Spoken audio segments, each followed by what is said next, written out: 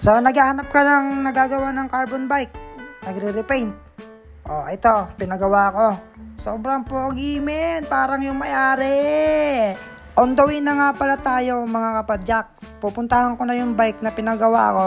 Kasi, goods na daw siya. Ito nga pala yung outfit ko. Commute outfit. Wala akong helmet, guys. Huwag niyo akong ibabash. Pero, bago yan, ikikwento ko sa inyo kung bakit ko pinagawa yung bike na yon. Yung bike na yon ay isang carbon frame set na may problema. Yung seat post, pinadugtungan ko, pinagawa ko yung mga gas-gas. Kasama na rin pala dun, guys, yung pag-retouch. Yun yung papakinisin yung bike, papakintabin, then papagapuhin yung bike. Syempre, parang ako. Ilang buwan ko rin gamit yan para matesting talaga kung pulido na or matibay na yung pinagdugtungan ng seat post.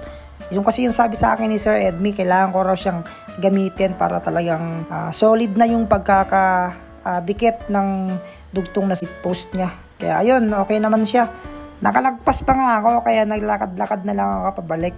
Ito nga pala yung sinasabi ko sa inyo, guys, na lugar. Ito, puntahan nyo na lang to. So guys, kukunin natin yung pinagawa kong bike dito kay Sir Edmi sa TYL Hobbies.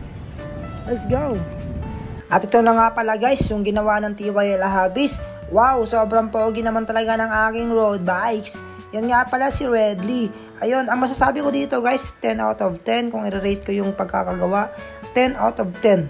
Talaga, legit. Kasi sobrang pulido, guys. Napakaganda ng pagkagawa nila. Ito, may mabubudol na naman tayo. Ay, baka ako yung mabubudol, di ba? So, anyways, guys, ayun, maraming salamat pa rin sa TYL Hobbies. Siyempre, ipapasel ko kayo sa loob nila. Eto.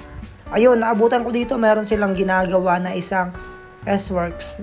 Hindi ko alam kung ano yung model, pero alam ko S-Works yan, guys, promise. S-Works yan. Ginagawa nila yan.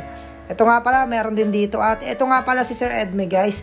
Hanapin nyo lang yan. Kung makikita nyo sa Daang Reyna, sobrang bait yan ni Sir Edmi. Siya yung gumawa ng bike ko.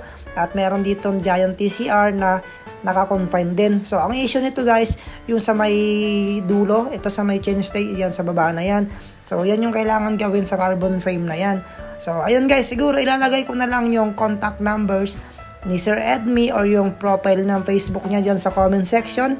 Puntahan nyo na lang, i-PM nyo na lang siya kung gusto nyo magpagawa ng bike sa kanya. So, hindi rin pala carbon yung ginagawa niya. Meron pang mga alloy or kung ano-ano pa, basta bike. Ayun, pauwi na ako, guys.